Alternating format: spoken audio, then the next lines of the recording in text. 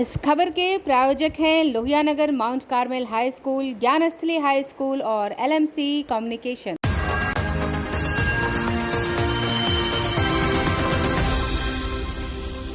नमस्कार, मैं अक्षिता और आप देख रहे हैं आंखें न्यूज 24। रात 8 बजे के समाचार में आप सभी का स्वागत है। तो आइए देखते हैं रात 8 बजे तक के सभी समाचार।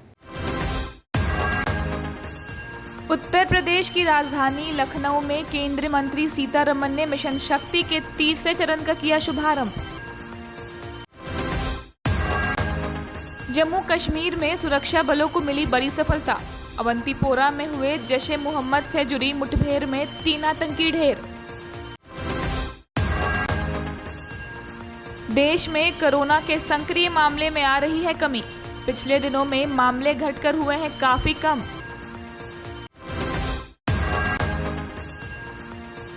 अफगानिस्तान में तालिबान की अपनी स्थिति मजबूत करने की कोशिश के कारण भय और आतंक का माहौल।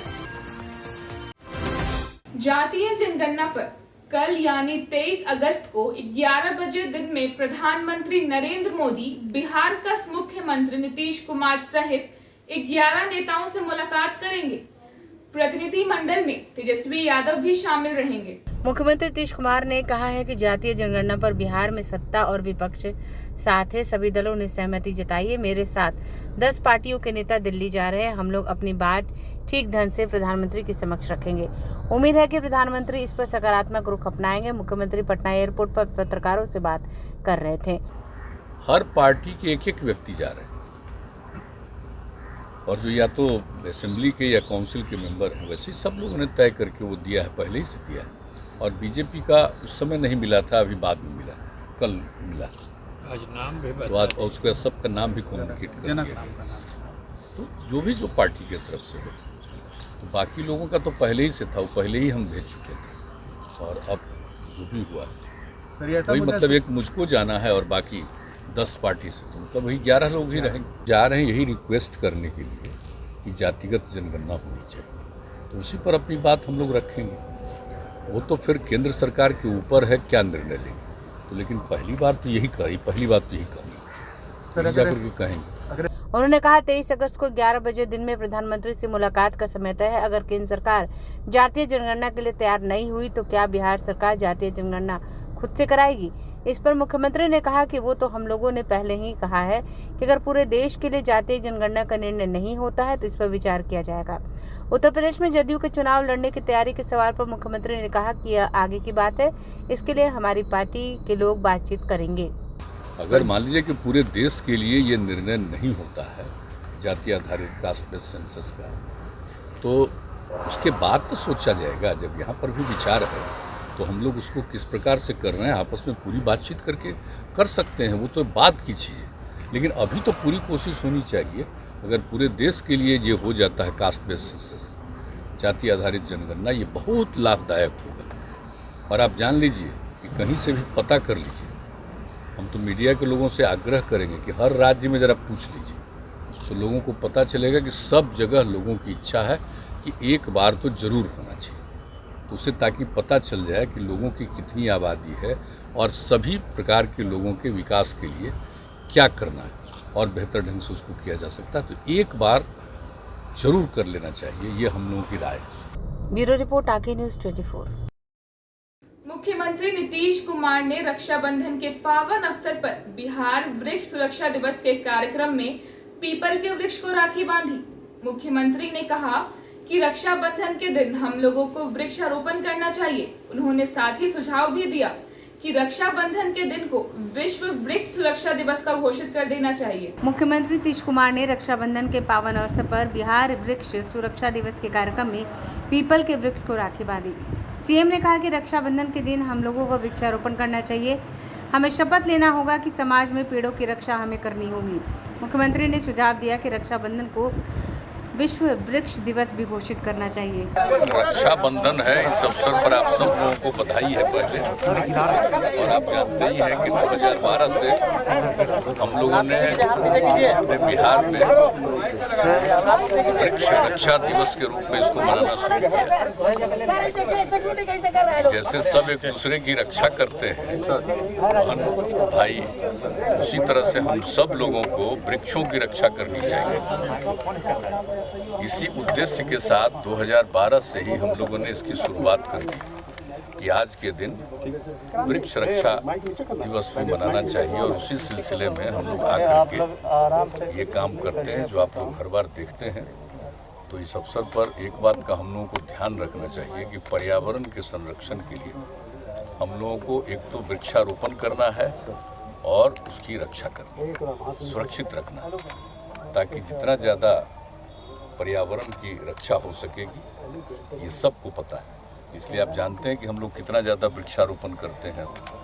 शुरू से ही क्या काम किया, अब तो जल जीवन हरियाली अभियान के अंतर्गत कर रहे हैं। तो सब तरह से ये काम करके एक माहौल अच्छा बनना चाहिए, हरियाली का माहौल बनना चाहिए और ये सब के हित में होगा। और नई पीढ़ी को इसके बारे में पूरे तौर पर जो समझ हो रही है उसके चलते आगे का दिन और सुरक्षित है।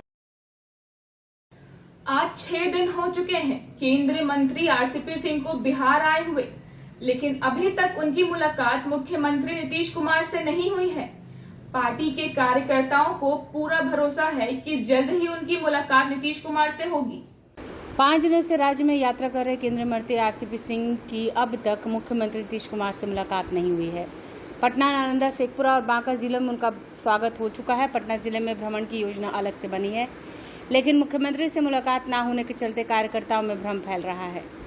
सूत्रों की माने तब तक उन्होंने मुख्यमंत्री से मिलने का समय भी नहीं मांगा। जदयू का राष्ट्रीय अध्यक्ष बनने के बाद राजीव रंजन उर्फ ललन सिंह ने पहली फुर्सत में मुख्यमंत्री से मुलाकात की, पूरी विनम्रता से अभिवादन के जरिए उनका आभार प्रकट किया था।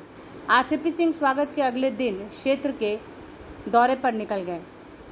स्वागत समारोह में आरसीपी सिंह ने मुख्यमंत्री की खूब तारीफ की, लेकिन यह कहकर संशय भी पैदा किया कि वह मुख्यमंत्री नीतीश कुमार की मर्जी से ही केंद्र में मंत्री बने।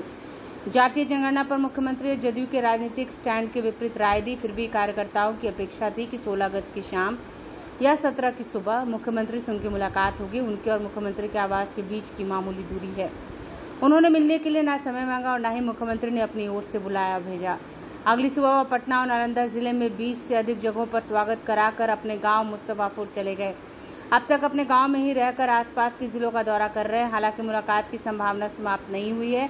वह पटना आएंगे तो मुलाकात भी हो सकती है। खास बात यह है कि आरसीपी सिंह के कार्यकर्ताओं में धीरे धीरे जदयू की तुलना में भाजपा कार्यकर्ताओं की सक्रियता अधिक बढ़ रही है। मुख्यमंत्री नीतीश कुमार और आरसीपी सिंह के गृह जिला नालंदा में तो जदयू से अधिक भाजपा के झंडे नजर आ रहे थे। जदयू कार्यकर्ताओं को डर है कि दल का केंद्रीय नेतृत्व उनकी सक्रियता का बुरा न मान जाए।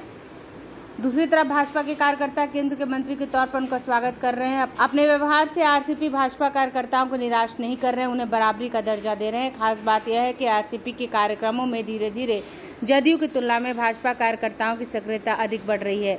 मुख्यमंत्री नीतीश कुमार और आरसीपी सिंह के गृह जिला नालंदा में तो जदयू से अधिक भाजपा के झंडे नजर आ रहे थे। जदयू कार्यकर्ताओं को डर था कि दल का नया केंद्रीय नेतृत्व उनकी सक्रियता का बुरा न माने। दूसरी तरफ भाजपा के कार्यकर्ता केंद्र के मंत्री के तौर पर उनका स्वागत कर रहे हैं। अपने व्यवहार से आरसीपी भाजपा कार्यकर्ताओं को निराश नहीं कर रहे हैं, उन्हें बराबरी का दर्जा दे रहे हैं। ब्यूरो रिपोर्ट आंखें न्यूज़ 24। तो आइए लेते हैं एक छोटा सा break. I am Shalini Singh, principal of Ludhiana Mount Carmel School. Here in our school, we give best education and good environment to our students, where they can learn well. We provide here well-equipped lab, well-equipped, well-stocked library. We have here well-trained teacher also. We have a sports playground for cricket, volleyball, football, and also provision for indoor activities. So we have here security system, information and communication technology. So we have all facilities here in our school where students feel comfortable and secure.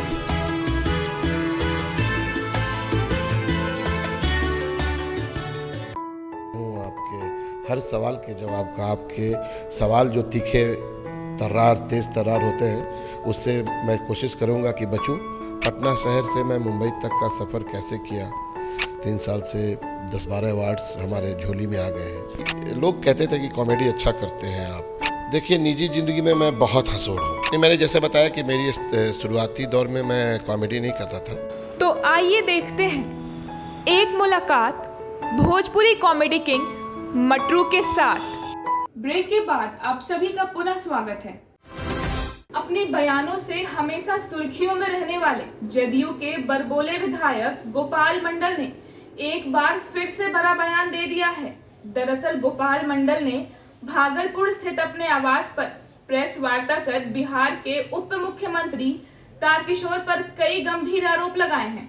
अपने बयानों से हमेशा सुर्खियों में रहने वाले जदयू के बरबोले विधायक गोपाल मंडल ने एक बार फिर से बड़ा बयान दे दिया है। दरअसल गोपाल मंडल ने भागलपुर स्थित अपने आवास पर प्रेस वार्ता कर बिहार के उप मुख्यमंत्री तारकिशोर प्रसाद पर कई गंभीर आरोप लगाए हैं। गोपाल मंडल ने कहा कि जब माननीय उप मुख्यमंत्री तारकिशोर बाबू भागलपुर आते हैं, हमको नहीं खोजते हैं, हमको बिना जानकारी दिए वो मेरे क्षेत्र में घूमते हैं, इससे हमारे क्षेत्र के लोगों को भी खराब लगता है।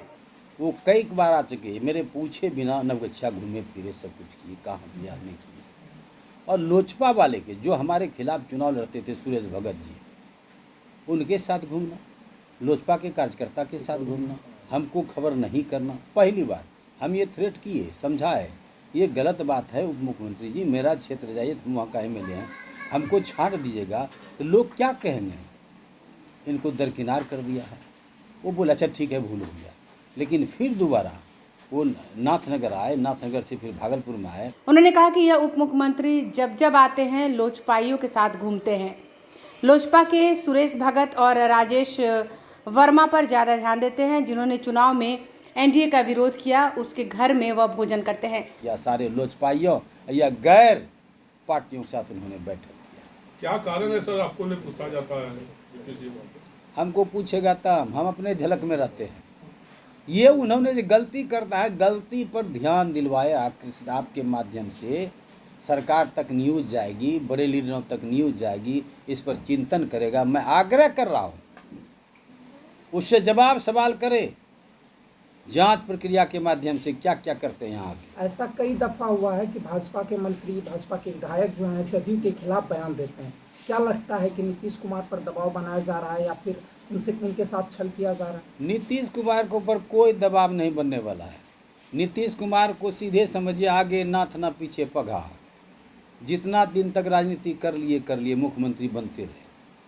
अब हटा भी देगा, हट भी जाएगा, इनको चिंता नहीं है। और एक बात मैं कहना चाहता हूँ, बिहार को ऐसा मुख्यमंत्री नहीं मिला था और जाने के बाद मिलेगा भी नहीं, चाहे दावे के साथ में कहता हूँ। आपका कहना है कि तारकिशोर जी को अपने पार्टी से प्रेम नहीं है? नहीं भाई, अभी तो नहीं देखे प्रेम है। रोहित पांडे को नहीं खोजा, लोजपा प्रत्याशी राजेश वर्मा के यहाँ भोजन किया, वैसे अहिर गिरोह के लोगों के साथ उन्होंने मीटिंग किया। उनके मन में क्या चल रहा है? क्या चल रहा है तो उनसे पूछिए ना आप तो बड़े लोग हैं, यहाँ से तार जोड़िया फट लग जाएगा, वहाँ जवाब देना पड़ेगा। काहे NDA में दरार आएगी? NDA मजबूत है। एक आदमी के खिलाफ में बोलने से दरार आती है। हमारे उप मुख्यमंत्री चला रहे हैं, गलत कर रहे हैं, जगह पोस्ट ले लिए हैं, और गलत सही कर रहे हैं, जगह जगह जाके गलत संगठन तैयार कर रहे हैं। लगातार भागलपुर दौरा हो रहा है उनका, झूठ मूठ का दौरा हो रहा है, तहसीलदारी के लिए दौरा हो रहा है। राजेश वर्मा के यहाँ गया, सोना का ढेर दिया होगा और कहा कि उसके यहाँ क्यों भोजन करेगा भाई। RJD MLC सुनील सिंह ने कहा कि पार्टी में कोई नाराजगी नहीं है और ना ही किसी तरह का कोई विवाद है। इतनी बड़ी पार्टी है, मतभेद तो थोड़ा बहुत होता ही है, लेकिन मनभेद किसी में नहीं है। RJD MLC सुनील सिंह ने कहा है कि पार्टी में कोई नाराजगी नहीं है और ना ही किसी तरह का कोई विवाद है। इतनी बड़ी पार्टी है, मतभेद तो थोड़ा बहुत होता है, मनभेद किसी में नहीं है। सुनील सिंह ने कहा, मेरी मुलाकात कल भी तेज प्रताप से हुई है और आज भी हुई है। क्यों नहीं होगा? हमारे यहाँ तो डेली मुलाकात होता है, कल भी मुलाकात हुआ, आज भी मुलाकात हुआ। जब घर का ही सदस्य हैं तो मुलाकात क्यों नहीं होगा? ये भी कोई न्यूज है क्या? NDA पहले अपने आप को देखे, 2 गुट में JDU बटा हुआ है। पहले अपने गिरेबान में झांक कर देखे, मुंगेरी लाल का सपना पानी के बुलबुले की तरह खत्म हो जाएगा। अरे NDA अपना न देखे, उनके यहाँ जो जदयू में जो अभी जदयू पार्टी जो दो फाड़ में बटा हुआ है कि एक उनका वर्कर बोलता है कि हम ललन बाबू गुट के हैं, दूसरा वर्कर बोलता है कि हम आरसीपी बाबू गुट के हैं। तो पहला तो अपना गिरबान झांक कर देखें ना, दूसरे के घर में हुलकने से क्या फ़ायदा है जहाँ कोई उनको फ़ायदा ही नहीं है। वो लोग गलतफहमी पाले हुए हैं। मुंगेरी लाल का जो हसीन सपना होता है पानी की बुलबुले की तरह ख़त्म हो जाएगा। आज के लिए सिर्फ इतना ही। कल फिर मिलेंगे इसी वक्त रात के 8 बजे के समाचार के साथ। दर्शकों, अगर आपने अभी तक हमारे चैनल को सब्सक्राइब नहीं किया है तो और खबरों के लिए हमारे चैनल को सब्सक्राइब करें और देखते रहें आंखें न्यूज़ 24, नजर हर खबर पर।